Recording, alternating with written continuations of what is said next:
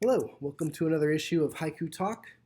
Today's episode will feature a poem by Michele Harvey from issue 135 of Hedgerow. It's a wonderful little magazine from the UK. Comes in a nice square format, and it's a delightful journal. And this piece is going to be interesting because it's the first one that we've featured that has punctuation in it. So, with that said, sit back, relax, and let's get ready to haiku.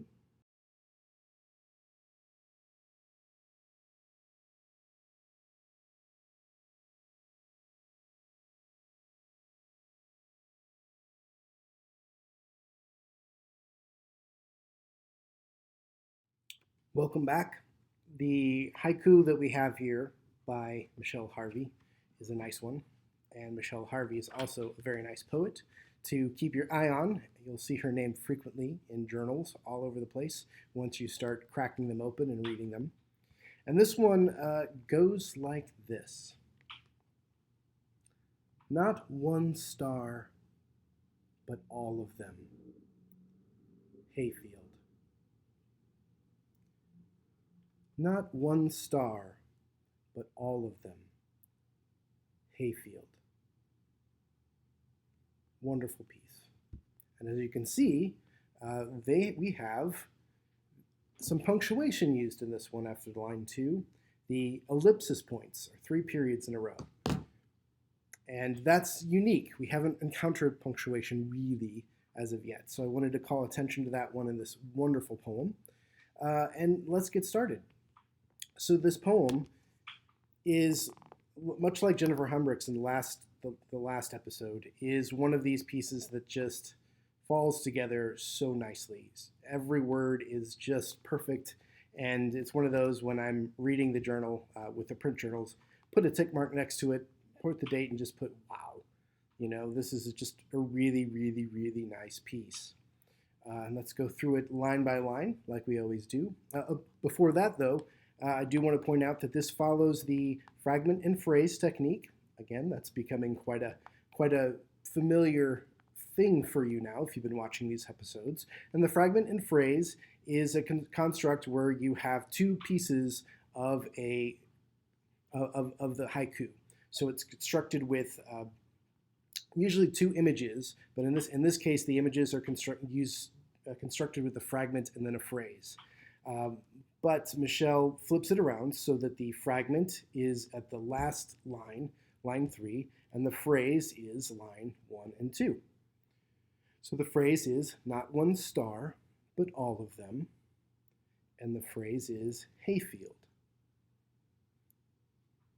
And again, what that does, it's the 2 components of the poem that when put together here with the use of a line break and those ellipsis points, makes the 2 come together and pop and become more than the sum of their parts. And we'll break that down line by line, and that'll come a little bit more clearer to you. But one of the things that I do with this channel is I want to make sure that people, when they're watching these videos, they get an understanding about the structure of how haiku work. And because they're more than just 3 little lines put on a page. And if you've been watching this channel up until now, you also know that they don't follow a 575 template that you might have been taught in schools. In fact, these are all quite shorter than 575, or a total of 17 syllables. In fact, we have the first line here, not one star, 3 words, 3 syllables. The second line, but all of them, 4 syllables. And then the last line is just the one word of hayfield, 2 syllables.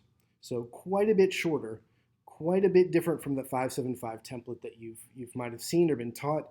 And most all contemporary English language haiku poets or people writing in other languages have kind of abandoned that 575 template and have moved on to the other things that make a haiku. And those are the things that I focus on this channel. And hopefully you kind of get a sense of why this form is great and why it needs and deserves to be taken seriously as a serious form of literature. All the journals that I feature on the channel contain really good, high quality work from people writing all around the world. And this journal, Hedgerow, is no exception. The poets within them take this form very seriously. Some of them have been writing for years. Some of them are first timers. Some of them are in between. But it is a very valid form of writing and deserves, like I said, to be taken seriously. So if you're watching and got this far, and if this is your first issue, thank you. Check out the other episodes. If you've been watching them all, then by now some of these things have become rote memory. Now let's break down this poem and figure out what's going on and why it works. So Michele gives us a first line of not one star. Very nice. Now again, first lines are wonderful. They have to grab your attention. They have to make you interested to want to read forward. That seems pretty like a no-brainer kind of concept. But when you're working with a very, very short poem, and in this case you have 3 words, it just underscores how important word choice is and how important it is to really get the words just right. There's no wasted lines in haiku and senryu. There's no wasted words. You can't get away with things in haiku and senryu that you might be able to get away with in longer works because there's just no room for it. Everything has to count. Everything has to be accounted for. And with the first line here of not one star, it does a good job of putting a contrast already in that first line. We're talking about not one star, which begs the question, well, if it's not one star, then what? And so that first line sets it up, not one star. I want to know, then what? And that brings us to line 2. But all of them, ...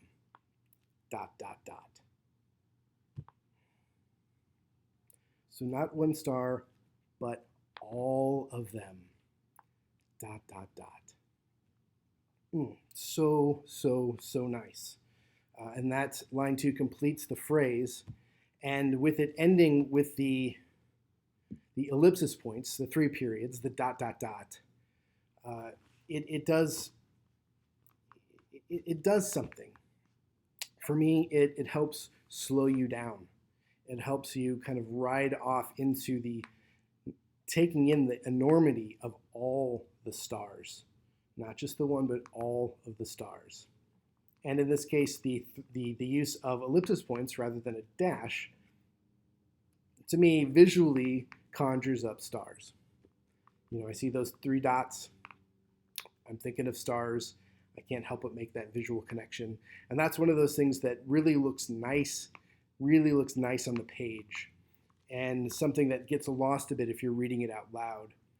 But because they're there, if you are reading the poem out loud, it's going to force you to pause longer than you might normally pause to really take that in and really let these things sink in. And that's important. And that's where a punctuation within haiku and senryu really can shine. Now, as I said before, we didn't really see punctuation up until this point, but it's not used very often within journals. If you pick up one of these journals, if you pick up Hedgerow, I mean, there aren't too many poems in here that use punctuation. Those that do use it very sparingly, and those that do use it for an effect, like we have here with the ellipsis points, which slow you down, and also add a nice visual element tying to the idea of stars that you're visualizing in your mind. So it's a very good choice here, and it works very well. And I would remind you, if you are writing and you're not sure whether or not you want to use a dash or the 3 dots or commas or whatever, I would recommend you kind of reading that poem out loud and seeing, does the punctuation provide guidance to the reader as to what they should pay attention to, what they should focus on. And in this case, Michele makes sure that we slow down to consider all of the stars. And that's wonderful. So that's lines 1 and 2, and a little bit about punctuation. Now, line 3 is one word. And you know by now how crazy I am about one-word lines in Haiku and Sunryu. They're just awesome because you don't really get away with that. You can't really do that in other forms of poetry because usually lines are long. And even in a haiku, it's rare to see one-word lines. And to me, what that says and why it excites me is it says that the poet really has thought through what that word is, has made the decision, and it's important. And it's just when it works, it just works, and it's just very, very cool. So with this one being hayfield as that third line, which is the fragment of the poem, meaning it gives the scene some sort of context in this case, it certainly snaps everything into focus. When you get through, when you're looking at the stars, you're looking at all the stars, but you don't really know where that's happening. And so line 3 it grounds us, it gives us a location. It says hayfield. And that's a really, really cool place because it puts you out, not in a parking lot, not in any place. She's directing us to a specific spot to where you can see lots of stars. And generally, a field, an open field, is a great place to see stars because there's nothing else around you. There's not a lot of natural light, light that's man-made that's going to interfere with seeing all of the stars. And also for me, it works as a kigo. And kigo is the Japanese word for a seasonal word. And so with haiku, we use language in certain ways. I often say the 3 S's, which is simple, succinct, and suggestive. And what a kigo is it's a suggestive word that puts you into a season.